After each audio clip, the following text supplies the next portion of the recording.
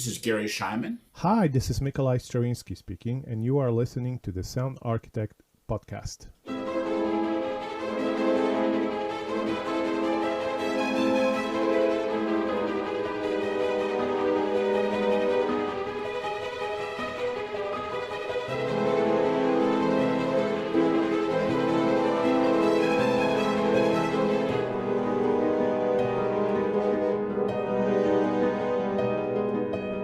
Hello, and welcome to a very special episode of the Sound Architect podcast, where I'm joined by both Mikolai Stroinski and Garry Schyman to talk about the Metamorphosis soundtrack. Thanks for joining me today, guys. How are you?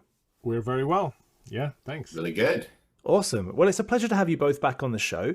And as I just said, we're going to be talking about the Metamorphosis soundtrack, which is quite fascinating to me. And I really wanted to put it to you both and dive straight into talking about Sprechstimme, if I'm saying that correctly, and how you utilize that. Yeah. First of all, why did we use Sprechstimme? Sprechstimme is a German word for a style of singing that was first used by the great German American composer Arnold Schoenberg. And it is a style that is, to me, in my mind, and I think that's why we chose it, that is really relates to the expressionist era of German art in the early 20th century, which, of course, Kafka's Metamorphosis fits right into. So that's why we chose it. So it really is a style that Sprechstimme means half spoken, half sung.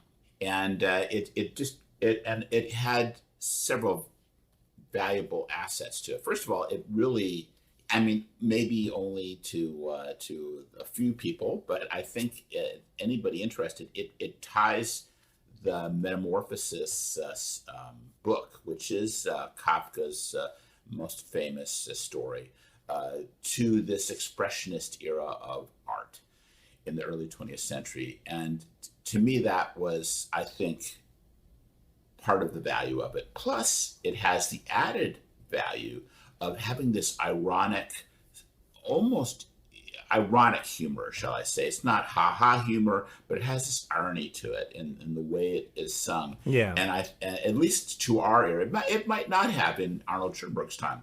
Arnold Schoenberg's time, it was pretty insane. It was pretty crazy. It was a very radical new style. But so I just really felt like it really helped our score create, not only the era, but the irony, humor that is inherent in this game and the story by Kafka.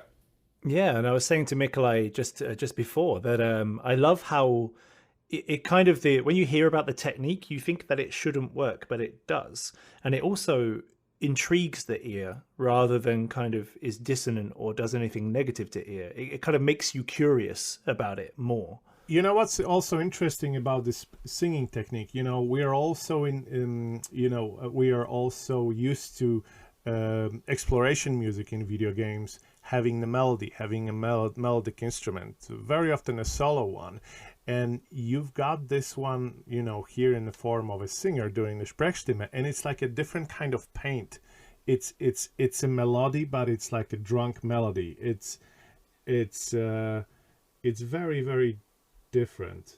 Yeah, I think it just adds a really cool quality. I think, like, when I see a movie and there's some details in it that maybe I'm not aware of historically. Let's say something that takes place in a previous era, but there's a detail in it that I'm not aware of that era. But I just love that because it brings an authenticity to a film, and I think in this sense it sort of brings an interesting authenticity to the music and the game by using styles that were, from that era. So it just really, I thought it was like a brainstorm that I initially had and that Mikolai embraced, and fortunately the developer embraced it because it was an odd, perhaps to them it might have seemed odd choice, but I think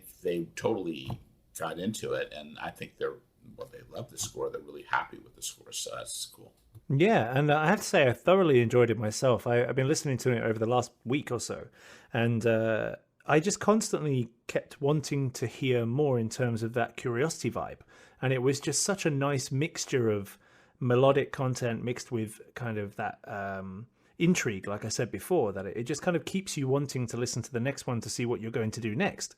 Well, that's cool. That's good to hear. That's good to. Yeah, it was really, really interesting. And I have to say as well that with the Sprechstimme, the German lyrics you used was actually a mix of your own and from Kafka's actual Metamorphosis text, right? Yes, mine was, and both of us chose our own lyrics. So I'll let Mikolai speak for himself, but I chose to actually take the text of Metamorphosis, and with the assistance of one of my former students who is German, I teach at USC, and so he took the screen scoring program, which I teach the video game scoring class in, and so he assisted me because, of course, he speaks fluent German, and I took it in high school and can only remember about 24 words.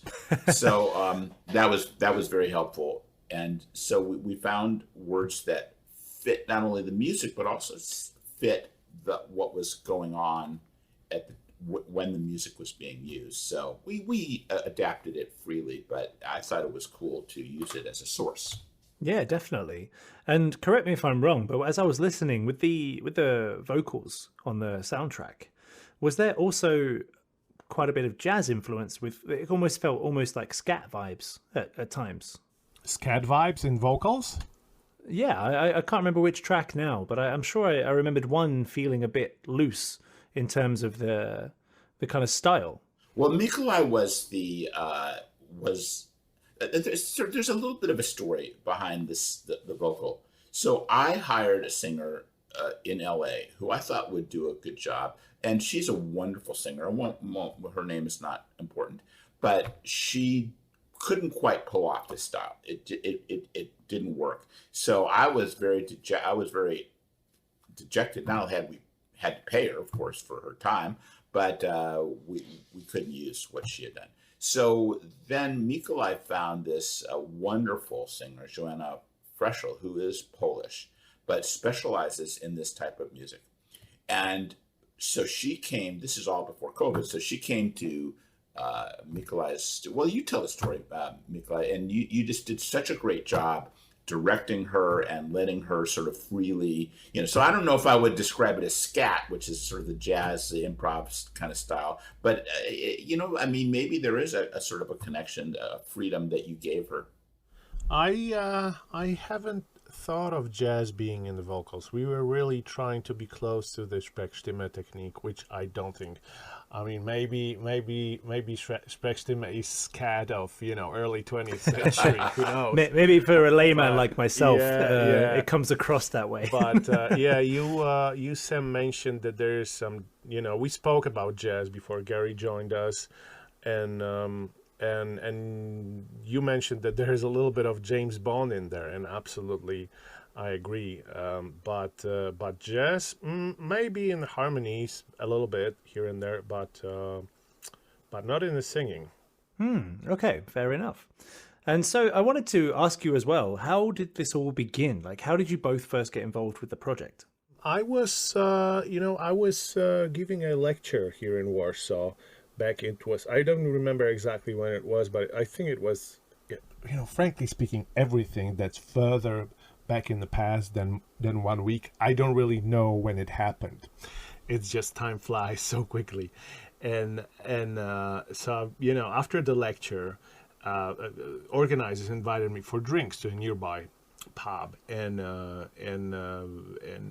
during which a group of people approached me and showed this game to me on their iPhone, and asked me if I would be interested in writing music for it. And it looked interesting. At that point, I haven't written any video game involving a bug. Well, in a couple of months, I wrote a Bee Simulator. It was interesting, but yeah, I said yes, and I get back to drinks, and then a couple months later, they got back to me and gave me materials to score, And as I was looking for the tone, as I was looking for, I don't know, melodies and what this game really wanted, I always spend some time with the game at the beginning and wait. And it's important to give up your ideas and sort of let the game tell you what it wants. That's how I feel. And then maybe later you can try to, incorporate something on top of that. But the bedding of the music, the main idea, to me, it comes from the game. And as I was waiting for this to happen, the game was telling me that it wanted, symphonic atonal music. And I was very ecstatic to hear this. And as I was trying out ideas, I had an idea that I wanted to invite Garry to it, because I knew him from our meetings at GDCs, and I always enjoyed our conversations. We always talked about music and intellectual part of it, and composers and all that. And I thought Garry would be great fit for this, and I'm happy that I was right. He was very ecstatic to join in, and that's how it happened. That's awesome. And how was it for you, Garry, when you first heard about this project? Well, it was a wonderful invitation from my friend, so that was fantastic. But the idea of a Kafkaesque storyline really intrigued me. So it was both an opportunity to work with someone who I really liked and enjoyed as a friend, and also to do something. We didn't know what we were going to do yet, but I was just thought, oh, that just strikes me as a really cool creative opportunity. I just knew immediately that it wasn't going to be just sort of a standard type of score. It was going to be something that really gave us an opportunity to do something interesting. And as a composer, you're attracted to those opportunities. It wasn't for the money, because this was not like a big paying gig at all. This was more like of a creative opportunity. It's like a maybe like a famous film composer taking on a small but really interesting film, independent film, because it's just so cool. It's just so interesting. So that was, I guess, how I reacted to the opportunity. Awesome. And as you said before, Mikolai, you were kind of asked for a symphonic atonal soundtrack. How detailed was the brief that you were given in terms of what they wanted from the music? Well, you might have misunderstood. I was talking in metaphor.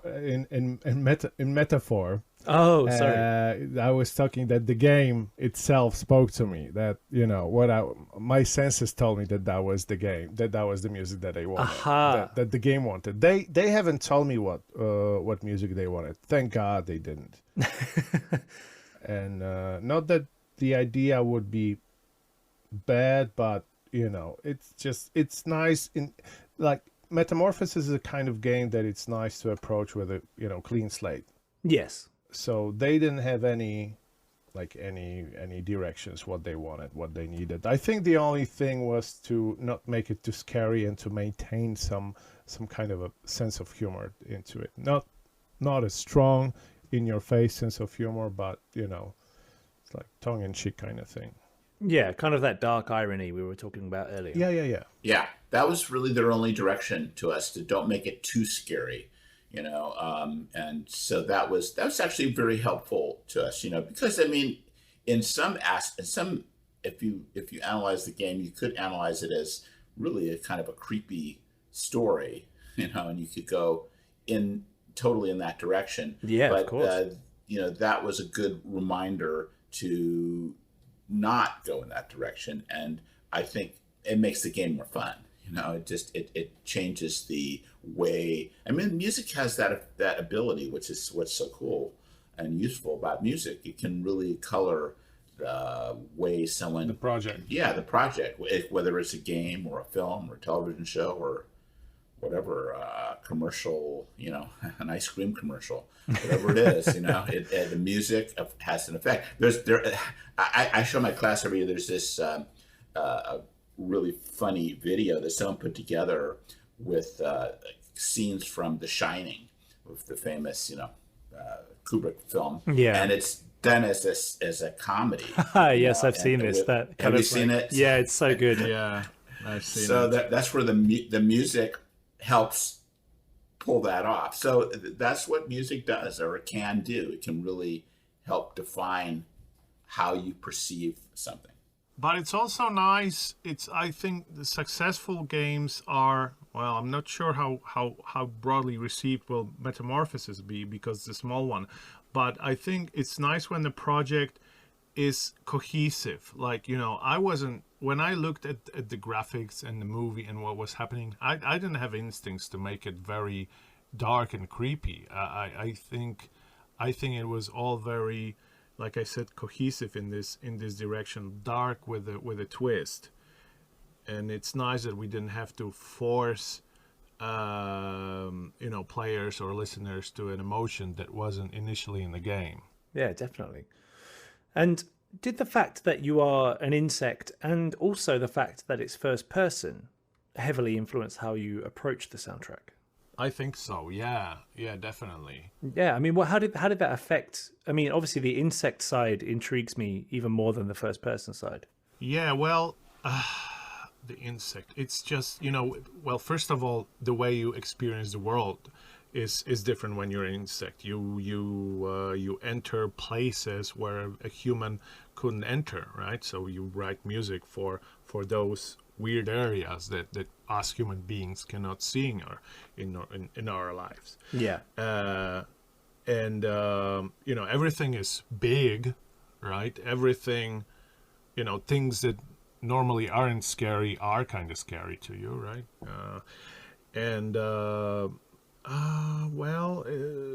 The whole idea of being insect is crazy too, and you see it from the first person perspective, and it's therefore it's so more convincing than maybe looking at it as a 2D game, right? Seeing it from the side. Yeah.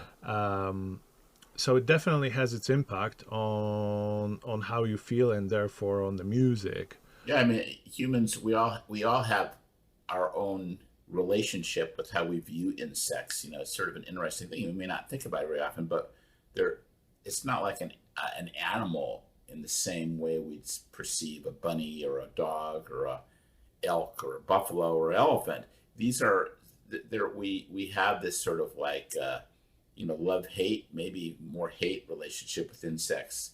And yeah, definitely. So to become one is sort of shocking. It's kind of like the worst thing that could happen in a way. Like, yeah. I would probably commit a quick suicide if I was a cockroach, because of all the self-hatred. Exactly. Depending who you're around, it might not have to be suicide, Right, exactly. You could be eaten very quickly. Yes. No, cockroaches are so fast and intelligent, Right. So, but this, of course, you play an intelligent roach. Or are you actually become a roach or a beetle? What are you in this? I think it's intentionally vague, right? Like the original story. Well, I was by how fast you can go, I was convinced from the beginning that it's a cockroach. And then I was talking to the studio as though you are a cockroach in the game, but they opposed it. So I still feel it's a cockroach, and some of the lyrics in my songs refer to cockroach. In German, it's Kakerlaken, I think. Funny word, by the way. And but I don't think you're supposed to be cockroach for 100%. So yeah, I guess Kafka was vague about what type of insect he became. But you know what? I define myself as cockroach. You wrote the music score as a cockroach. You really entered that space. So, but I think the score, part of our score also was written to give that sort of creepy insect vibe that you're in that world. So I think we also tried to capture that, not all the time. It's just, it was a balance, because you didn't want to play it all the time as a roach or as an insect because there's dramatic aspects of the game that are really important to represent, because you're really trying to save your friend, you know? Yeah, of course. And that's his main focus. That's his main goal. Even though he's been turned into this insect, he also has to save someone else. Right. And it's still him. He even though he is, you know, it's mysteriously, you know, metamorphosized into this. Small body, repulsive body. Mikolai is obviously very not impressed by insects. Well, again, we all have it, you know, and yet, if you think about it, I mean, I don't want to get off on insects, but insects are really an important part of the world, you know, that we live in, that you wouldn't want to eliminate them. Yeah, I kind of feel bad for them now. Yeah.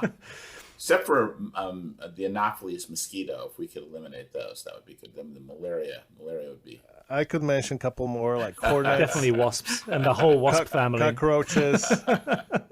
Not bees. Bees are wonderful, and butterflies. No, bees are great. Bees are fine. Ladybugs. So there's you know, we have our prejudices, shall we say? Yeah, we definitely do. So obviously you guys are good friends, which really helps when working together on a project.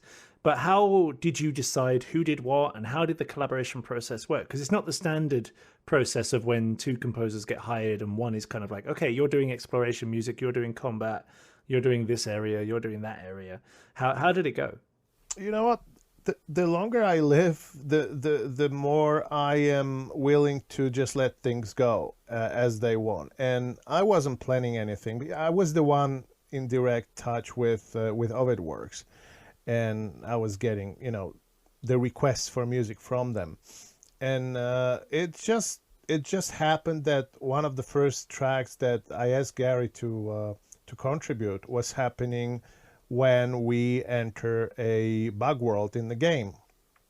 You know, sort of this one of those weird spots that I told you about that we only can, you know, experience as an insect. Yeah. And he and Garry wrote, you know, Garry started, you know, doing the 12-tone thing, and it matched very well. And you know, the next map was from the same area, so it was only natural for him to continue in this manner. And so it just happened this way, that Garry took care of this underworld where we you know, crawl underneath the floor and you know, places like that. And I took care of things probably a bit closer to the surface or deeper in the game, you know, different than this bug world, so to speak. Yeah. Sort of, you know, I years ago, when I first started working as a composer, I worked on shows for Mike Post and Pete Carpenter, the A-Team and Magnum P.I., Greatest American Hero. And of course, I was a ghost for them because they had so much music to write. And that's exactly what we would do every week. Like, so we'd spot the show, and there'd be like 2 or 3 of us, and one guy would go, okay, you're doing the bad guys. Okay, now you're playing the A-Team guys. That's awesome. And it was just like, and so you'd go home with a set of cues all related to one another, because it just kind of made sense. You would write like maybe a theme for that week's bad guys, you know. So that sort of was what that, and that just makes total sense, really, you know, if you're dividing something up. And in this case, it divided fairly equally between these two aspects of the game, so it worked out quite nicely. And yet it wasn't something that was given to us. It was just sort of naturally unfolded. So much of this game, actually, and the score for this game was very natural. And I mean that in a just really cool sense, that we didn't take much thinking. The style, we both agreed quickly on it. It just was sort of very painless from all those aspects, and very intuitive. Yeah, and it's awesome when it can flow like that. And I'm so glad to hear that you had such a smooth process. And obviously, having kind of talked and worked together over the years, it must be nice to have that relationship. So one thing came to my mind recently. You know, as I said before, I'm a big jazz fan, and as such, I'm still mourning the passing of Lyle Mays, who was, as you may or may not know, a keyboardist from Absolutely. Pat Metheny Group, right? He was his co-writer. Yeah. Unbelievable musician, composer, and improviser. It's just such a loss. The biggest loss in 2020, in my opinion, to culture. But I witnessed a video when they are analyzing their work, Pat Metheny's and Lyle Mays, and the way they wrote tunes together, they really did write them together. It wasn't like one piece was done by this guy and the other by the other guy. It's like you see a piece and first 8 bars are written by Lyle Mays and the next part is written by Pat Metheny, and then and so forth. Next time during a collaboration like that, I would love to try that. I would love to try to divide work within a piece between myself and I'd love it to be Garry and I would or someone else. I don't know what life will bring, but I would love to try this. Yeah, no, that sounds really cool. It would be really cool, yeah. And what would you say was the biggest challenges of this project? The challenge right now is to release the soundtrack. It's taking so much time. Oh my god! The game came out like months ago, and the soundtrack is like any day now. So this is the biggest challenge, really, because we kept being asked about it. So when can we hear the soundtrack? And it's not out yet. So that's the biggest one. Other than that, I think for both of us, it was pure fun and joy. And of course, there was work. It wasn't unpleasant work by any means, but it was work. We had our commitments to this project, and so for instance, making sure that things sound cohesive, making sure that I use Garry's themes and Garry uses mine themes in his pieces. So taking care of all this, preparing music for recording session. There are some parts that are like less fun, right? But they have to be done. But it's normal. It's just our life as composers. Yeah. And what about for you, Garry? Yeah, I would say the same. This was a fairly painless project. And indeed, the soundtrack, the lawyers, there are lawyers, I guess, there's an old saying that, being nibbled to death by ducks. It's kind of like these lawyers are nibbling this soundtrack to death. I mean, there's not a lot of money to be made in soundtracks for games or for films, for that matter, for anything. Soundtracks do not make a lot of money. Yeah. So it's just really about getting it out there and having those fans and those people interested. Garry, maybe they don't know it. Maybe they're like, hoping to get millions and millions. That's why it's taking so long. I think so. I think they're going, oh, this is going to be on like the top 10 radio here, the Sprechstimme. But in reality, soundtracks don't make a ton of money. But of course, it'd just be wonderful to get it out there, because there are people who I think will enjoy this music and will want to own it or have access to it. So it is what it is, but it is frustrating. And you would think this was like a major game from Sony or whatever, but it's just not. It's not. It's a modestly, although brilliantly made little game. I mean, it's really a cool project, but it's just not one of these. I've worked on games that had budgets of $200 million. So this is well below that, shall we say? But in any event, I would say that this is one of the least painful projects. It was really like where, composers, love the work when you're in what's called flow. Yeah. You're basically just writing the music and you're just into it, and it doesn't feel like work at the end of the day. It feels like you really were, involved in something that was just really fun and intellectually stimulating. So I'm trying. There may have been some day. I mean, I had to drive all the way out to the engineer's home. That was a long drive when we mixed it. I hit traffic. But other than, I love that, biggest challenge of the project. Well, there was some heavy traffic whenever we had to go. Anyway. Exactly. So I'm stymied to think of really anything that I would call problematic. It just wasn't. It just wasn't one of those projects where there was. And I've been involved in stuff. Although I'll say this: I've scored films, I've scored television, I've scored games. Games in general, my experience has been that they're less. I mean, it's not that they don't tell you if they don't like something, but the people tend to be really lovely to work with. That's been my experience. Yeah, very relaxed and like, yeah. And do you find that almost a challenge in itself, that you sometimes have to push them to be a bit harder on you, or do you actually find it relieving compared to the TV and film industry? Well, I can tell you about the ideal scenario to me, and the ideal scenario to me is when I can do my work and I bounce it back with a person on the other end who knows about music, who feels the music right, who loves the music outside the world of games. And so, you know, I can have an idea and I bounce it back, and there's a partnership. So I love this most. You know, obviously when you work with the AAA stuff, you don't have this kind of freedom. You have to do what you're told, and you know there's a lot of work.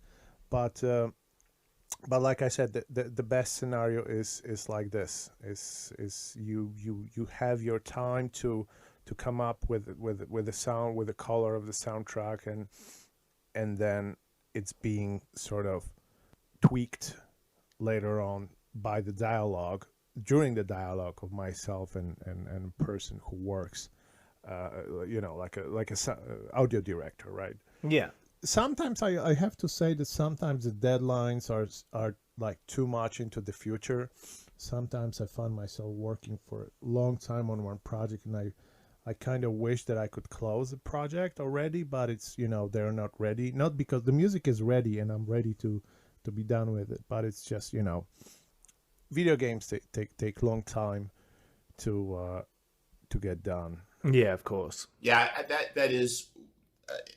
It's more an annoyance, you know, because, you know, sometimes something can go on for a year, and you've really only spent about a month of actually working on it over that period of time, or 6 weeks, because most of the time you're not being, you know, handed anything to work on. So, but it's an open project, and when they need something, they need it, you know, now or whatever. So it you know, if you had your druthers, you know, it would be that it, you know, and the film, my experience with film is like the opposite. You start at a certain date, and you've got so many days to, you know, weeks, whatever, to finish it, and it might be 4 or 6, even 12 weeks, but then it has to be done. There's a deadline because there's a release date. But games hire you earlier on in the process than films generally. That's not always true, because some films will hire you early and you're reading the script before they even start shooting. That does occur. Yeah. But not most of the time.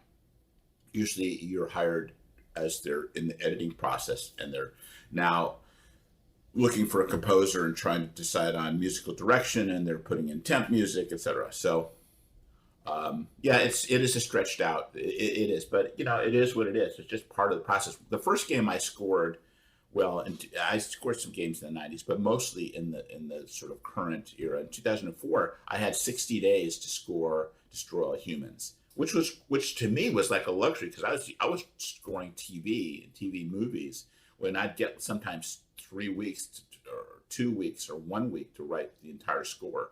Oh, wow. It was painful. That was painful, but that's intense. Yeah. Oh man, I wrote 1 week. I wrote 68 minutes of music in 7 or 8 days. I forget what it was. And you must forget what you've written by that point. Like, you start writing so much music, you're like, oh yeah, I did that. I forgot about that one. I'll tell you, by the end of that one, I questioned whether I wanted to remain in the industry, because it was just so stressful. But it's grueling, yeah. But in any event, I would say that is one of the aspects of games that just sort of is what it is now, and you just sort of have to balance that, and you have to juggle balls, because you are often working on more than one project, so you kind of have to go back and forth. And I've learned never to make the people you're working for conscious of it or nervous about your ability to put in the amount of time they need on their project. You don't want to say, oh, I can't work on it this week because I'm doing something else. That's they don't want to hear that. No, of course.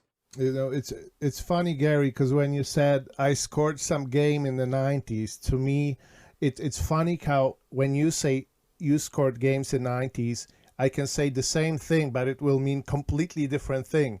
When I say I scored game in the 90s, it means that I was able to convince my parents to buy me a video game for PC. Well, Hey, I scored a game. I've been working since the 80s. I'm a mature composer, but I did score some games in the 90s for a company called Philips Interactive. And they were making games for the hardware they made called CDI that Philips manufactured. That went away. Yeah. But I scored 3 games for them. So that was they were video games. So that was fun. But it wasn't.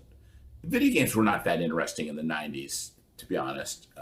These were slightly somewhat because they were like little video trees. So it was like scoring a picture, really. You were scoring a picture. They actually had shot these on video, and you were scoring the scenes. But it was 2004 that I really got involved in video games again, and that's when I scored Destroy All Humans. Now, we kind of covered the biggest challenges of the projects, but to kind of finish off with a kind of other interesting question. What are your proudest moments of this score in this project? Well, certainly applying Sprechstimme to our project was an achievement. But overall soundtrack color is, I think we are both proud of that.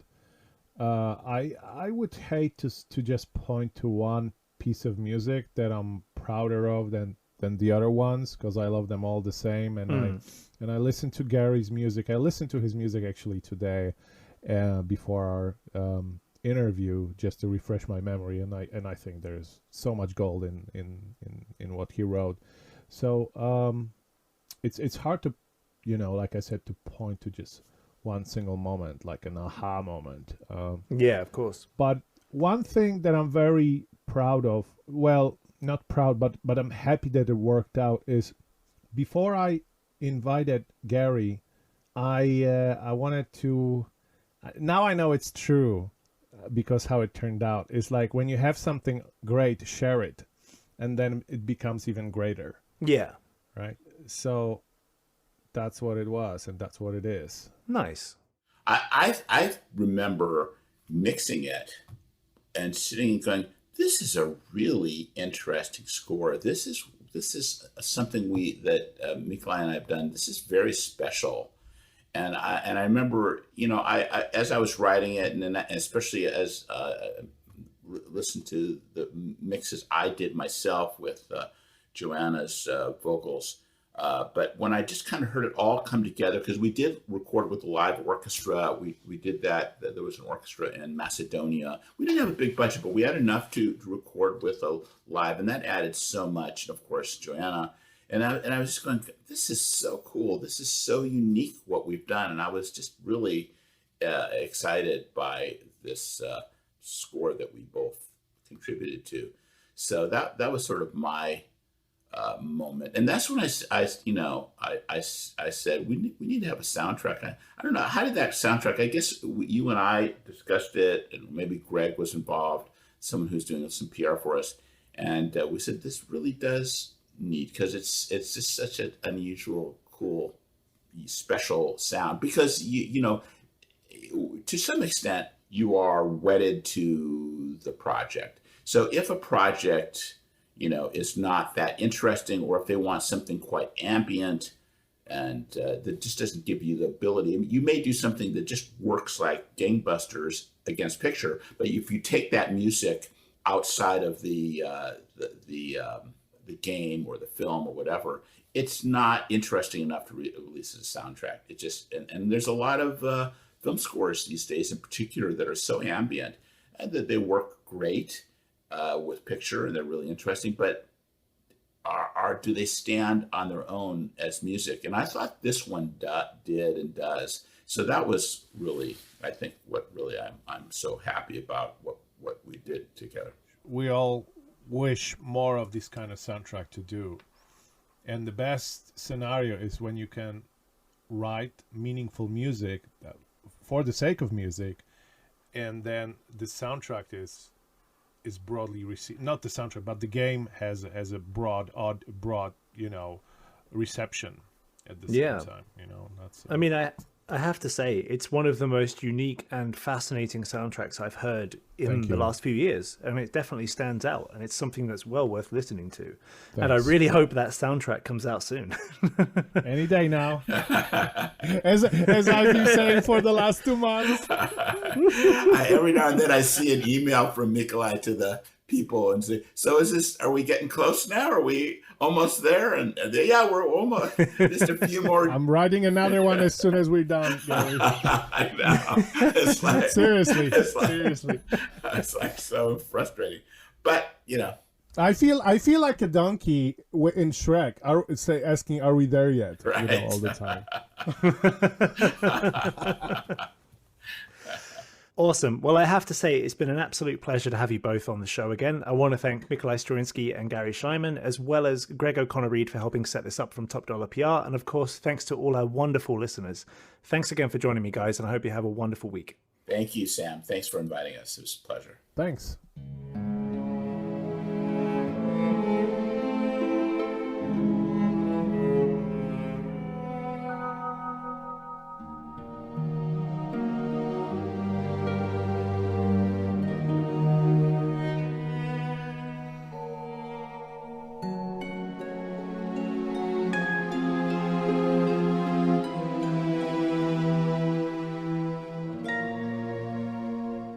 Hey everyone, this is Sam. Thanks very much for listening to the Sound Architect podcast today. I hope you enjoyed this episode. If so, there are many ways you can support the show, which is incredibly appreciated. Obviously, there's the financial way where you can support us on Patreon, which is patreon.com/sounddesignuk. However, there are many other ways which also help, such as liking, subscribing, reviewing, commenting, and sharing via whatever channel you listen on. Thanks so much for your support already. It really is a work of passion for me, and I'd love to keep sharing the knowledge from all these talented and wonderful people. Thanks again, and catch you on the next episode. Hey, this is Christian from a Sound Effect podcast. In our latest episode, you will hear about designing sound for Netflix series The Crown and composing music for The Haunting of Bly Manor. Check it out at soundeffect.com/podcast. Hello, this is Tim from Tonebenders. Check out our new double episode about the sound of the hit series The Queen's Gambit. Part 1 features Eric Hain on the mixing of the series, and Part 2 talks to the sound editorial and Foley team. Listen to these new episodes wherever you find your podcasts or at tonebenderspodcast.com.